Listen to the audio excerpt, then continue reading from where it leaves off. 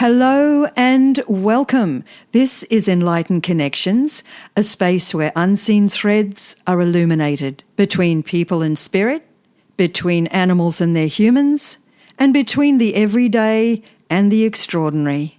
I'm your host, Lisa Aston Michael, medium, healer, and animal communicator. And I invite you each week to join me as I share conversations and practices that bring light, healing, and connection into your world.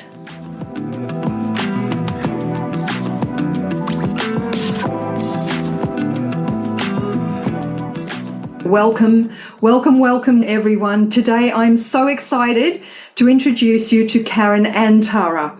Karen's an intuitive energy channel and soul purpose mentor with nearly 30 years of experience across so many modalities: spirituality, cosmic consciousness, psychology, hypnotherapy, meditation, nutrition, and the one I love, money awareness. Big one for us healers and light workers, right? Money awareness. Huge. Further on to that, Karen brings a beautiful blend of grounded wisdom and extraordinary intuitive clarity.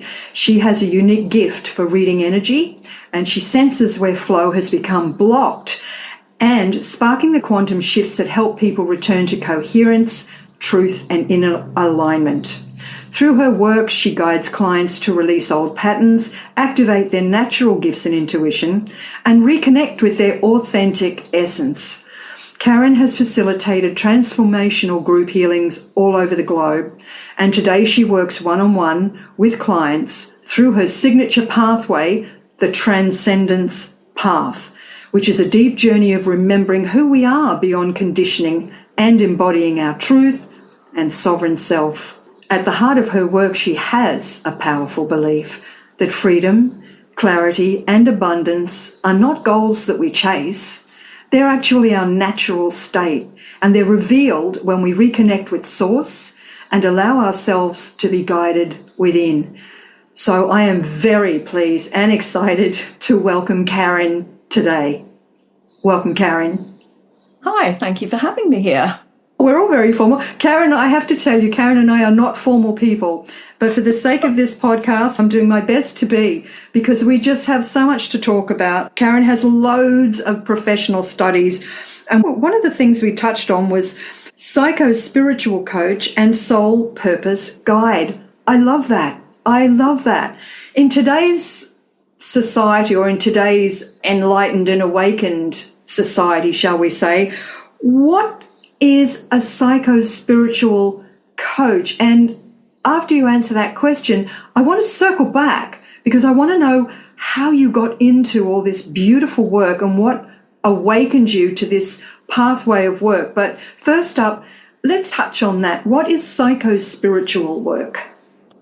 That's a great question. I was an energy healer. I was a medium. I was a psychic. I taught in psychic development or mediumship, all of that kind of thing. And so I was pure energy work. I've got 3 different Reiki masterships under my belt. So very, very energy focused. Most of it, at that point, I was doing it distantly. I realized that I could shift energy just by looking at someone. I didn't need to do the hands-on bit anymore. And it was pure energy work. And then what happened is I started to get people coming to me, asking me to help them to get out of spiritual cults.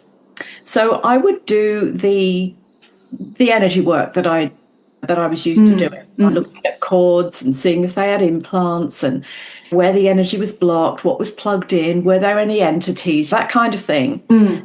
And to be perfectly honest, I realised very quickly that I actually wasn't being very effective at all. Okay.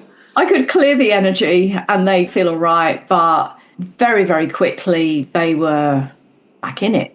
Not so much that they were revisiting cult headquarters all the time, but I began to realise that this cult mentality is a mental thing. It's in our mind.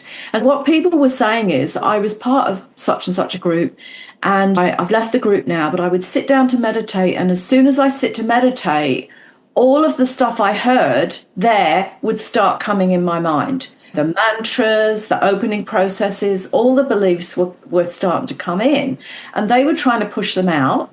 And they wanted maybe to do a mindfulness practice, to sit in stillness. But these were invasive thoughts now. They couldn't get them out of their head. And they realized that these things were running script through their day-to-day life. And then they thought, I'm in trouble here because I can't get that out of my mind. So that's what was happening. I would clear the energy, and then they'd go away feeling lighter, but then they'd come back and go, but the thoughts are still there. That's when I realized I didn't understand enough about the mind, how it works. But what happened is I was snooping around on YouTube, as you do, and I heard this lady saying things on her video that is exactly the same things that I would say to people in session work. And classic one, you are enough, you are worthy, you are limitless, all of the things, right?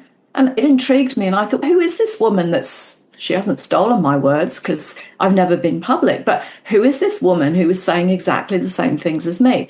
So I obviously followed her, and I ended up training with her. I went to London. I live in Australia, but I went to London to train with her, and that was Marissa Peer and her Rapid Transformational Therapy. And that was really the start of my journey into understanding how the mind works, how the mind programming works. Now, interestingly, years before that, because I'm a bit of a conspiracy nut, I had studied MK Ultra and what psyops were and things like that. But I kind of hadn't put the MK Ultra piece in place with these people in the spiritual cults. But when I went to study with Marissa in London, and I understood how the mind gets programmed and we become what that program tells us, that's when all the pieces started to come together for me. Long story short, I came back, and now I have the skills to help people to discover what is the limiting beliefs or the negative programming, remove it and override it.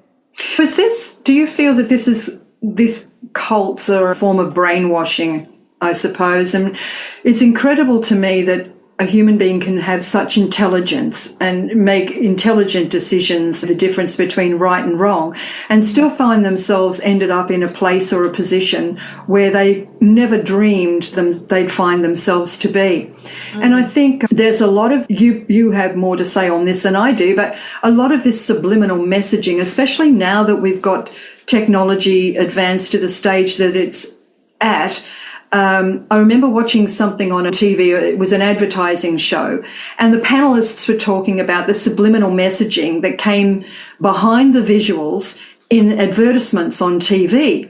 And it's at the ad or looking at the product, selling, let's say, toothpaste for the heck of it, selling toothpaste, but it was the subliminal sounds and messages behind that were actually affecting the people, because we all know every toothpaste is toothpaste, but it's the thing behind it that creates the urge to want to do that, and we're not even aware of them. I mean, that's pretty scary stuff. It's pretty scary stuff, but it goes back to far before toothpaste. Yeah. When we're born, we basically come in as a blank slate. In our type of work, we talk about soul contracts and past lives and things, and all of that has its place as well. But at the surface level, before we go deeper, we are programmed from the time that we arrive here. And we pick up everything that's happening around us subliminally. This is a problem, because when I take people through hypnosis to find the root cause of money blocks, right? That's always a classic one. Everyone wants to know about, where did my money blocks come from? With hypnosis, I take them back to the root cause of where their money blocks first came from. For example, it could be why I'm unlovable. It could be why I'm afraid of water. I don't know, anything. Anyway, go back to the root cause. Some people have gone back, and the classic thing of what I say is I talk them back, you're becoming smaller, lighter, shorter, you're going back years thing. And then I say, in the space where you find yourself, where are you? And this is often how it goes. I don't know where I am. It's dark. Or they say, it's light, it's pinkish. And I first of all say, do you feel safe there? Yes, I feel safe here. And then I say, what's happening around you? At that point, they often realize that they're in the womb. They haven't been born yet. Oh. And for example, with our money blocks, and this is a true story of one particular lady, but I've had it several times with others. Mum is in the doctor's office. She's asking for an abortion because she can't afford another kid. How will they feed her? She's lost her job. She won't be able to work. He's not bringing in enough. This kind of conversation. Now, that baby is, maybe 3, 4, 5 months old, maybe a bit older. And the mother is saying, I can't afford this kid. I don't want this kid. It's going to put tremendous financial stress, etc., etc. Now, that can be the root cause of somebody's money blocks. And they then form a belief either that I'm not wanted, I'm not worthy, or money is a danger. Then there'll be other times in life where the kid is maybe 2 or 3 years old. The parents are having a discussion either about the fact that they're not happy with each other, or that somebody is sick and might die, or that there is huge financial stress. And they're having a conversation openly while the child is over there playing with its Lego, not realizing, subliminal, you see, that everything that goes on around us is coming straight in. That's the starting point, let alone the toothpaste, you know what I mean? So we're all subjected to all of these messages all around us. That makes perfect sense to me. And it's incredible to me how so powerful the mind is to telling you that you're not going to succeed at this because you're not worthy of that. And Yes. and you can justify it all you like, but it doesn't make any changes. So for you, this is the psycho-spiritual coach aspect of the work that you do, is getting right into that, all the subconscious and the subliminal messaging.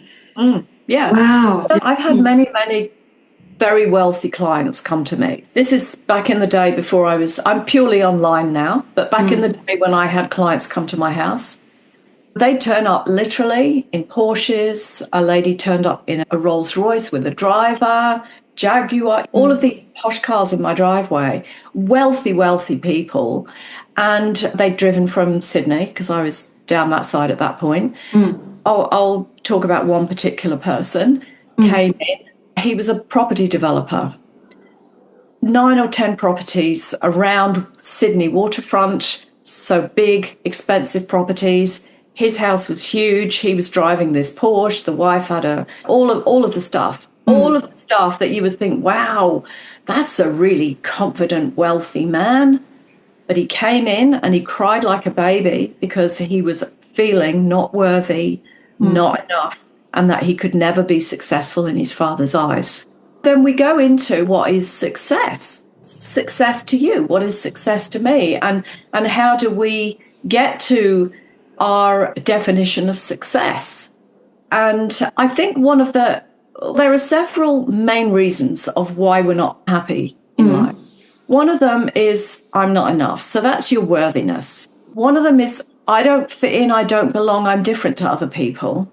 That sets you aside. So the primitive brain needs to belong in a group. Goes back to the day where if you're not part of the tribe, you'll be chased by a saber-toothed tiger or whatever example that they give, because it's a common example. Yeah. And so you have to belong to the tribe. But the point is, we all are different. We are all unique. We're as unique as all the different snowflakes, right? No two the same. Let's add in our spiritual part of that, particularly at this time in planetary history, which I would say we are in an ascension cycle. So we're shifting and transforming. We are no longer a 3D human. We're looking at expanding our consciousness to access soul, to embody soul, to live our purpose, to be who we truly are, accessing more and more layers of consciousness. Then we're going into What is my past lives? What gifts and talents am I bringing through? What is my future remembering? I know that's a bit of a head twist, but because everything is collapsed into this now moment, the future isn't there, that hasn't happened yet. It's right here. Yeah. That's a little bit of a mind bender. Point is, we are all different and unique in our experiences. I found that when people are very anxious, when they don't feel safe because of what life has thrown at them, what they've gone through and experienced, it's very difficult for them. This goes to the different parts of the brain. It's very difficult for them to ever feel calm enough to connect with soul and be internally guided.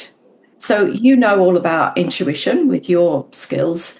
And there are many, I talk about at least 3 different levels of intuition. It's completely possible for someone to access intuition at a 3D level. We think all intuition is in the other levels, but you can access intuition in 3D.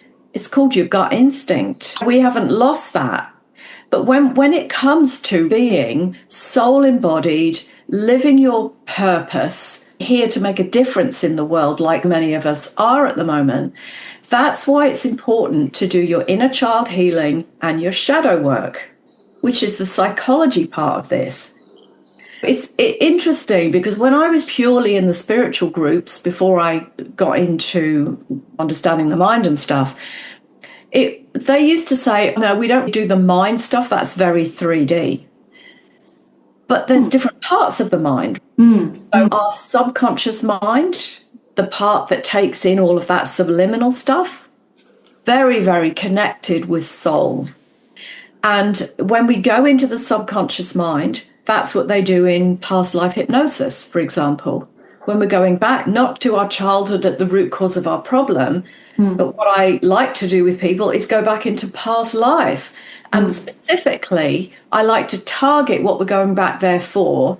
And with my work, which is soul purpose work, then I like to help them access what are your unique gifts and talents that you're meant to bring through into this life as part of your soul purpose. I was going to tap on that with you about how much of our past lives, how much of that part of our journey have we brought into this incarnation, or are we here to learn something else other than that? Or is it a combination of, no, we have these skills and talents, these God-given gifts, or whatever you like to refer to them as. Have we had them before? Or the experiences that we may have had before in other lives, have we brought them into this one to learn something else? For example, if in a past life we were a pilot in the war and in this life we don't like flying, do you feel that that's something that, is it important, first of all? Is it connected? Is it random? What degree do you find we bring our whole soul history into the incarnation that we're in? And how does that impact in the life that we have now? There's quite a few questions. There's a lot. I'll try and remember what you said. Let's talk about the pilot that is now afraid of flying. If someone came to me and said, I'm afraid of flying and I want to sort it out with hypnosis, I would take them back to the very root cause of where the fear of flying first came, because I'm open to it. This wasn't part of my training. This is one of my unique gifts, right? When I trained with Marissa Peer, she doesn't train you in his past life, is what I'm saying. But because I could always do that, I naturally went into that. So the man comes, or woman, and says, I've got a fear of flying. Let's go back to the root cause of that. It may be that they had a bad experience as a child in a plane that was very turbulent. But in your example, it's come from a past life. So when I say, let's go back to the very root cause of where this first came from, and I usually say something going back years, months, weeks, days, time is slipping away. And when I say that, it opens up time. So if it's the root cause of the problem, he'll pop back in there and he'll say, I'm in a plane, I'm flying, I'm crashing, it's in the war, wasn't it? That will be his root cause. That will be the problem. when he recognizes it was a past life fear, then we clear it through the subconscious reprogramming, making him feel safe. And then it comes back into this life, and it's not a problem anymore because we accessed it and cleared it. Because I could go very multidimensional with this, and it would probably be a 3-hour class. But the point is, we do bring back those powerful experiences that need to be healed. And that includes with people as well in our lives? Yes, often. Right. So it can be soul contract that you haven't worked through yet. It can be people that come in and say, look, yeah, I'm going to be an absolute pain in the ass to you, and I'm going to put you down and suppress you, because then you will find the power within yourself to rise. Contracts can happen. It can. But sometimes there are things, and this is very common with people that I work with mostly, that they don't feel safe in the world. They feel hunted. They feel that they can't be visible. They can't stand up and be seen because they don't know why, but they don't feel safe doing it.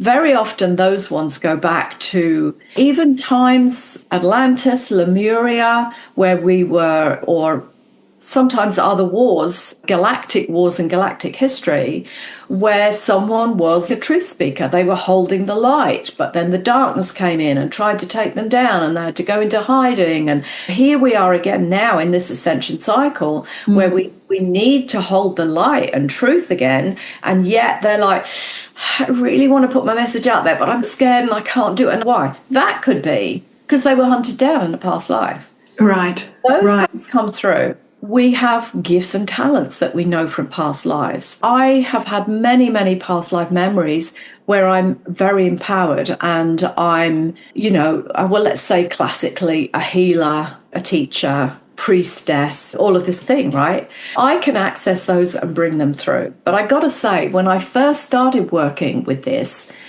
I would go back to these fairly ordinary lives. This is why we need to be specific when we go into past lives, because we haven't had just the lives with the gifts and talents that we want to bring through. We've had ordinary lives as well through this period of time. One of the very first, in fact, I think it was the first past life memory I had, I was doing a past life hypnotherapy course in a place outside of Sydney, and the teacher asked for a volunteer. So I'm like, yeah, I'll volunteer. She regressed me into a past life, and it was very confusing for everybody, I think, because totally not what she expected. And I went back to a life where I was spirit and I was living in the woods. And she was saying, what's on your feet? And I haven't got anything on my feet. What clothes are you wearing? I'm not wearing clothes. I'm spirit. And go back to the place that you sleep at night. And I said, but I'm part of the forest. I sleep anywhere I want, under the trees. And she was, what the heck? And after the session, she's, I've never had one of those. She said, normally people go back and they're working in the fields or this kind of. You have a whole range of things depending upon our past lives, right? What we've experienced can come through quite differently. And I think it is different because at this time in the planet, I'm seeing probably 3 different reasons that we're here. So there are the people that come in and they're having an experience of being here on Earth in a physical body in this, let's call it reality or simulation.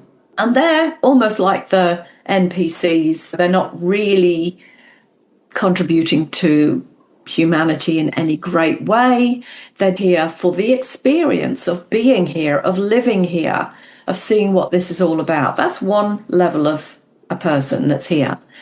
Then we have the level of the people that are here to work through soul stuff, soul contracts, and we do come with soul group, right? So this could be that your husband in this life was your wife in another life because you were female, or it was your son, or it was a teacher. All of these interactive roles, a little bit like actors in a play, and they go, I'll be the wicked stepmother this time, and I'll be the Cinderella. So we take and we help each other to grow, hopefully. And some of us have nasty roles to play, like the wicked stepmother, but so that Cinderella can rise. We engage with each other's contract in that way. So somebody might come in and say, well, I'm coming as a disempowered person and I want the right people around me to help lift me and grow. And people go, I'll play that role. So we all come in, soul contracts. And then I see that there are others of us here now, particularly in this timeline, this ascension cycle, that are here to help to awaken others, to hold the light, to hold the truth, to help them remember who they truly are, connect with the soul, oversoul levels of themselves, and then embody that, activate that so that they live in a 3D physical body, but with the consciousness of their evolved self.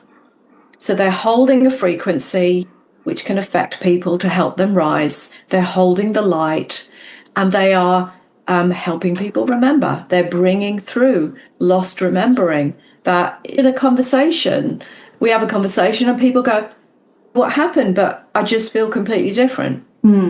That's an interaction of our energy field, because within our DNA is many codes of remembering. That's where I see us accessing our gifts and talents.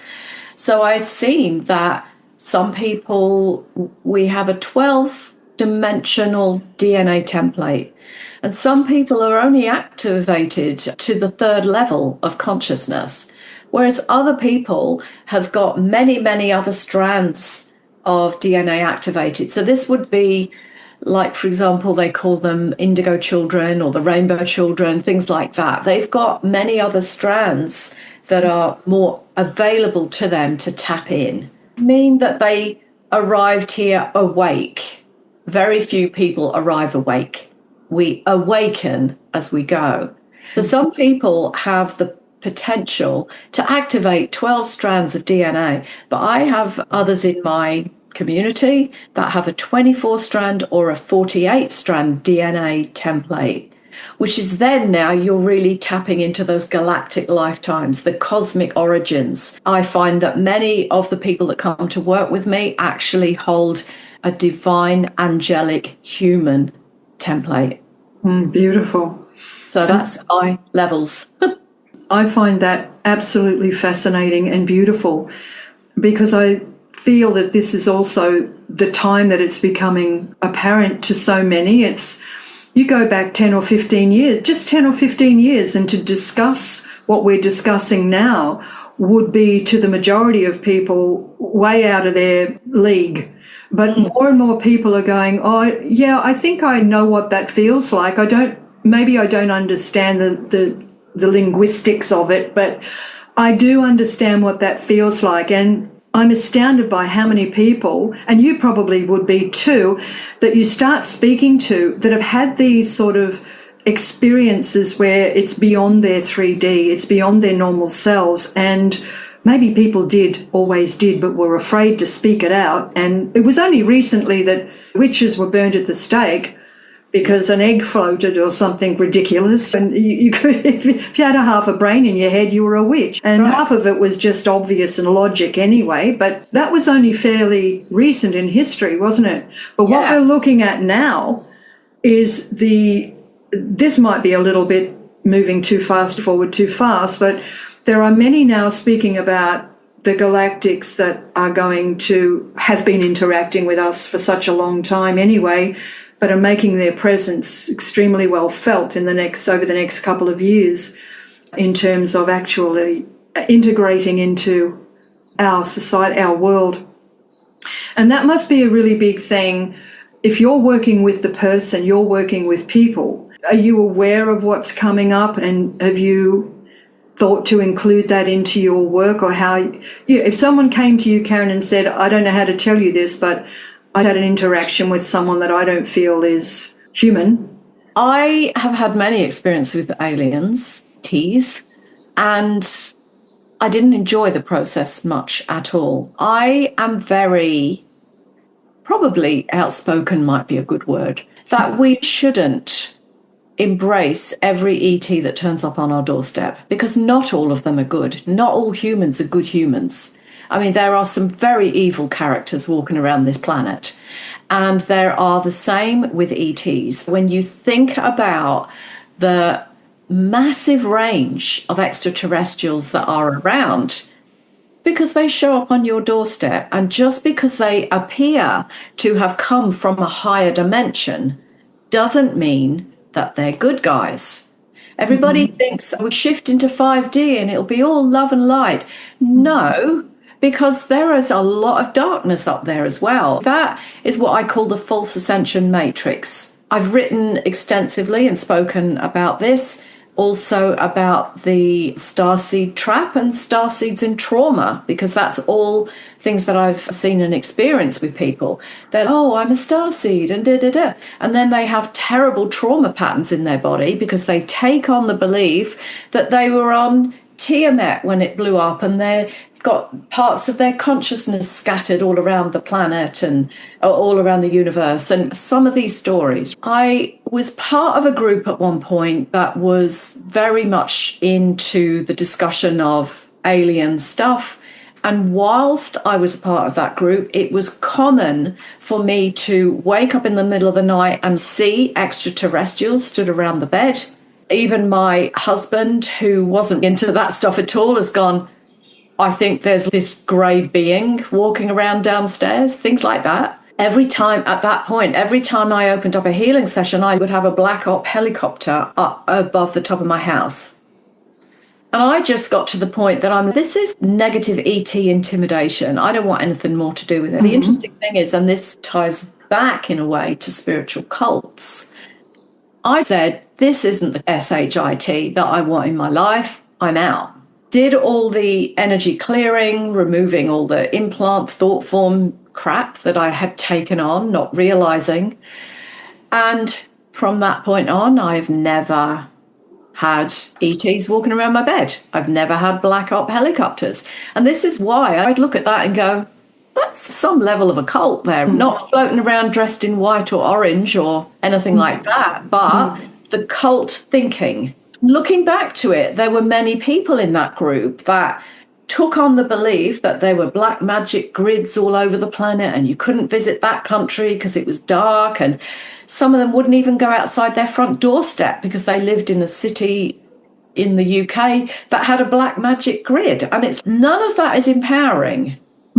That's true. And that was all with the ET consciousness. That's when I got a good inside view. My human design type is one that always makes me experience it, learn from it before I can teach it. That is a lived, embodied experience, right? It's not something I read in a book.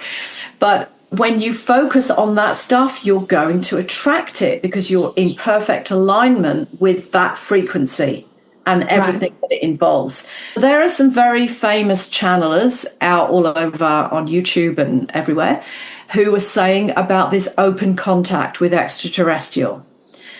I'm going to urge a warning there because people don't know who or what they're connecting with. And if they invite that in, because everybody wants to be a channel, if they invite that in, they're in trouble. Because I have seen entities and extraterrestrials come into a person's body and not want to leave. Because the whole thing is that they want to get in here and have a human experience in a 3D human body. And when they're in, and they're welcomed in by many people, they ain't leaving in a hurry. They're not going to give up that prime real estate, are they? I do urge caution with this interaction between extraterrestrial. Having said that, if I go up in my genetics, I'm divine angelic human, but I have experienced lifetimes on other planets. I came through Sirius. I came through Andromeda. So I have these connections up there. At that level, could I say that I look like this? No, not, because it's a whole other thing. But my consciousness is divine, angelic, human. That makes me human.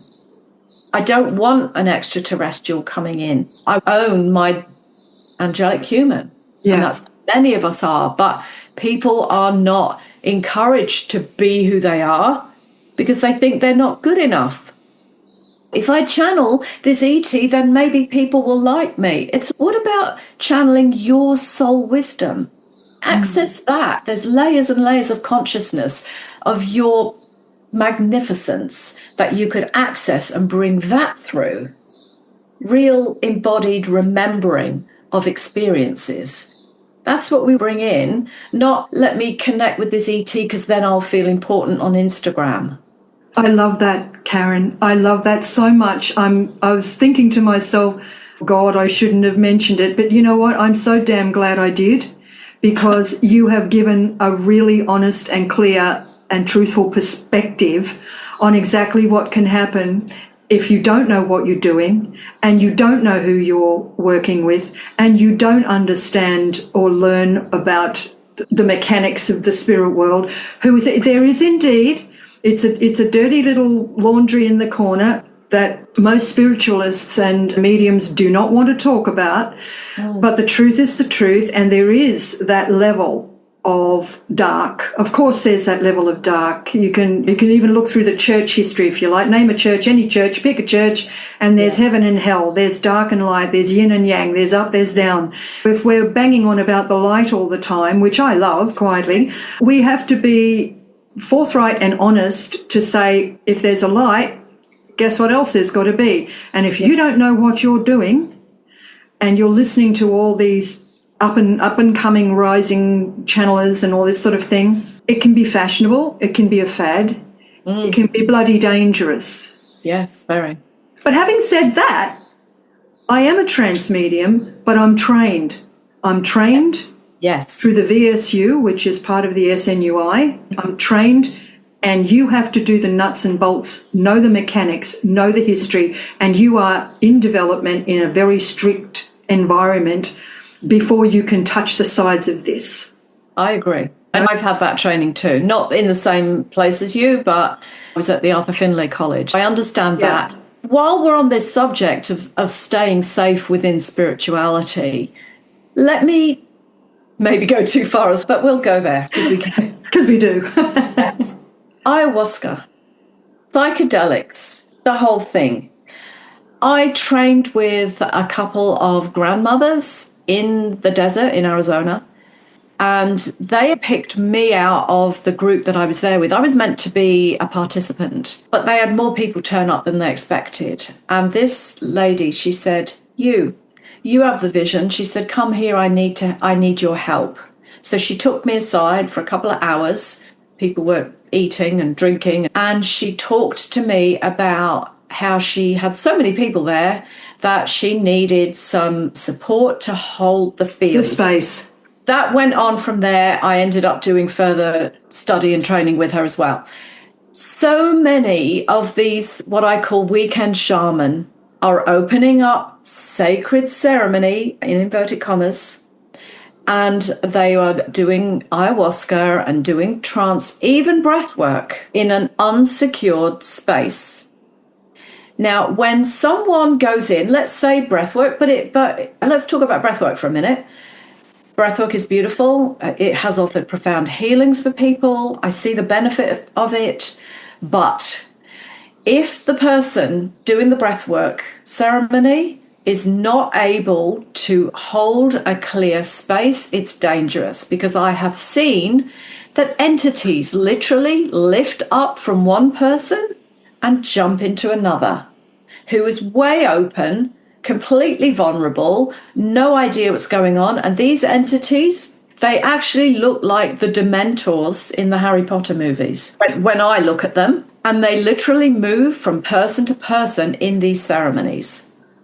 Same as ayahuasca, there is a consciousness in the plant that wants to experience through the human form. And people say, oh, but I met my guides and I went into the light. And you're actually going into the astral plane. Mm-hmm. There are levels within the astral plane, from the darkest depths, the debauched halls of hell, if you like, through the level where we meet our loved ones, where we usually tap in mediumship.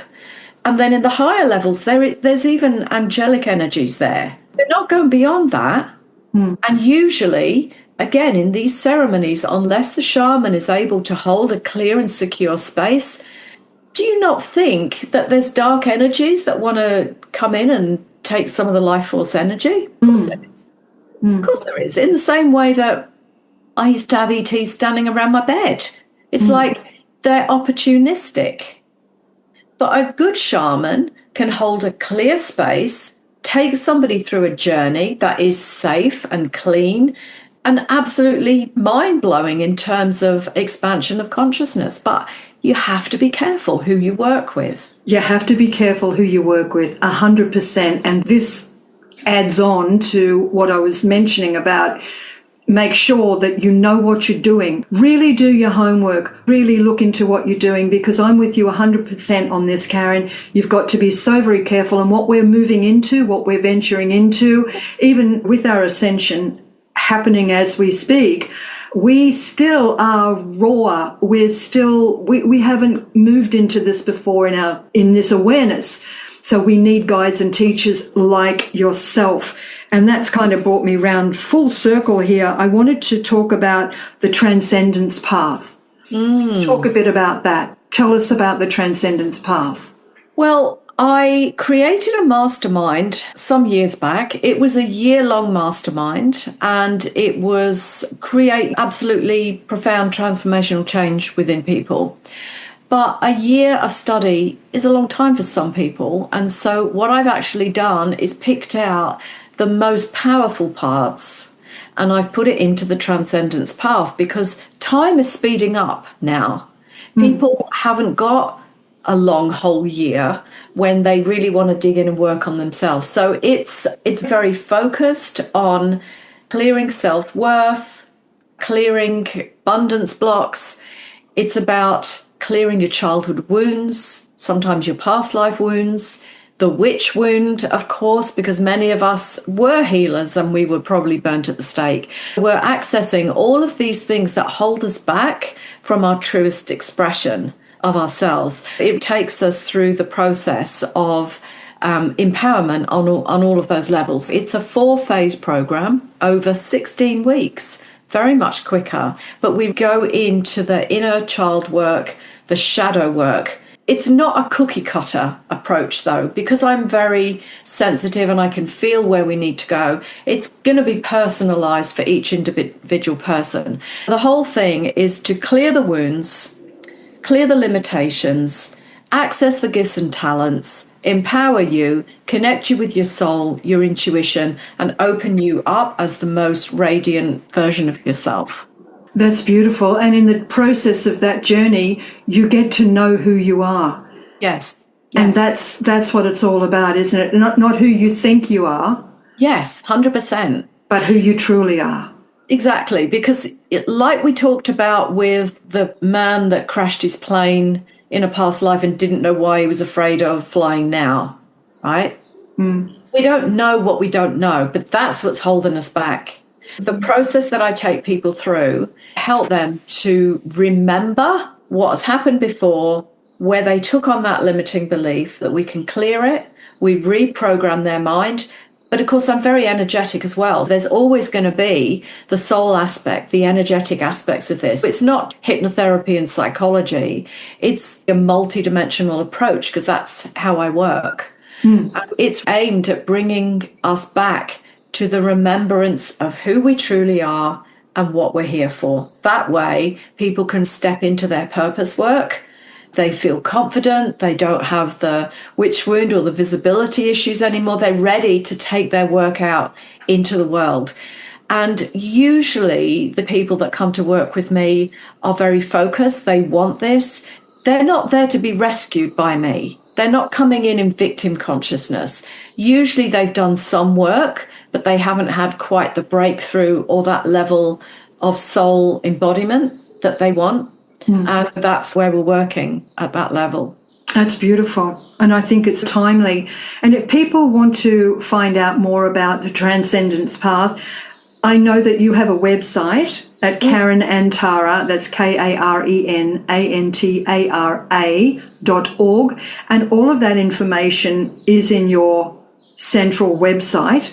You also have a Facebook page at Karen AnTara, YouTube at Karen AnTara, and Substack Yeah. at Karen AnTara. And the Transcendence Path does have its own page at Kartra, but I found it easier to access more information on it via your website. Which would you, if you prefer me to mention the Kartra page? No, for sure. It's on my website. There is a little button at the top. It says work with me, and that shows what I've got available: private sessions, the Transcendence Path. And for the ladies that have been through the Transcendence Path or my previous work, and for ladies, because I work mostly with ladies, I do work with men, but mostly ladies, if they've done their inner child healing, their shadow work, if they're pretty evolved and self-aware, then my next level is called Sanctuary. And that's literally where we come together in groups, and I will channel whatever needs to come through for the group. And it's to help them to live as an embodied soul on the planet. So it's not a case of, oh, I'm my 3D person and now I'm my soul. It's like, no, you are living consciously. And when things come up in your life, you're viewing it from that higher consciousness perspective. So it's supporting people to live their truth, live as a soul embodied person.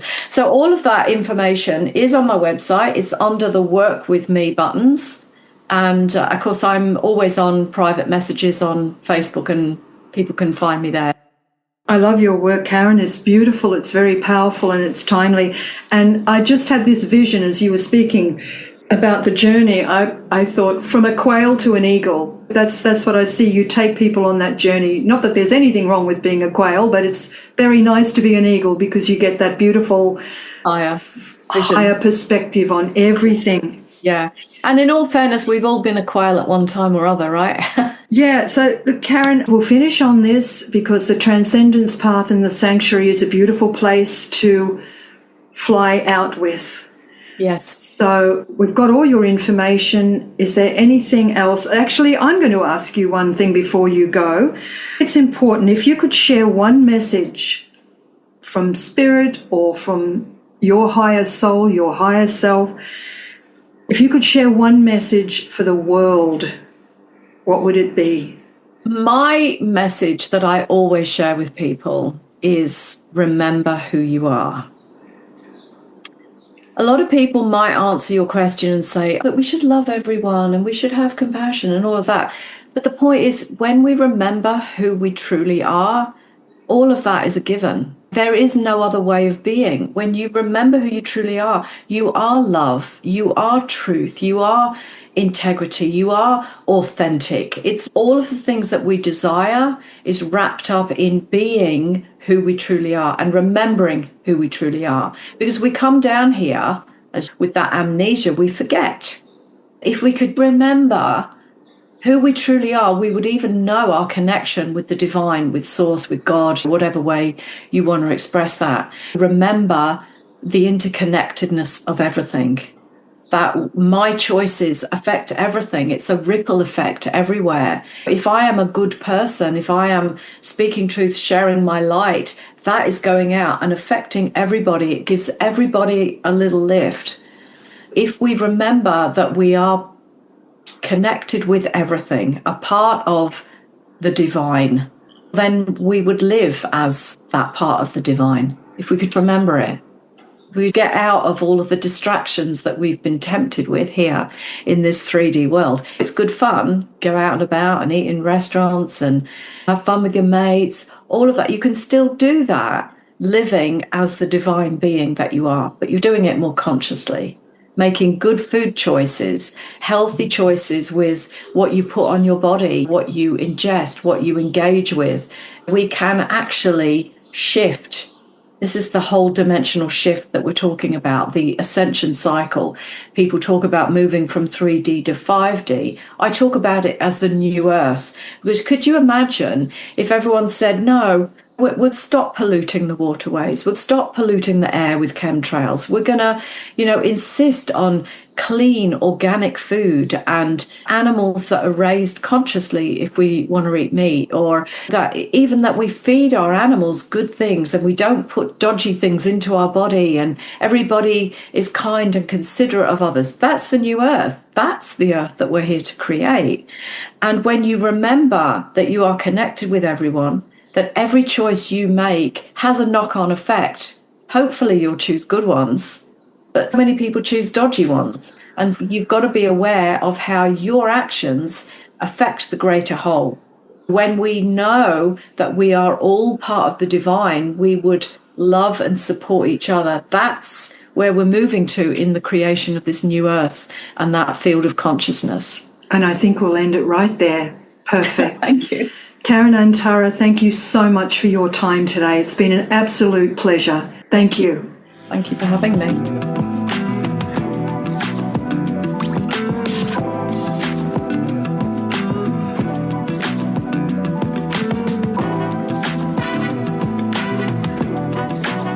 Thank you so much for being here and tuning into Enlightened Connections. I truly hope today's episode offered you something to reflect on, expand into, or feel more deeply connected to, whether within yourself or with the animals and spirit world around you. If you enjoyed this conversation, please follow or subscribe to the show and share it with someone you feel may benefit from it as well. It's one of the most supportive ways you can help this podcast reach more hearts, more homes, and more animal lovers. And if you'd like to stay connected in between episodes, come join me inside the Enlightened Connections podcast Facebook community. I'd absolutely love to have you there. Until next time, take gentle care, stay connected, and trust the whispers.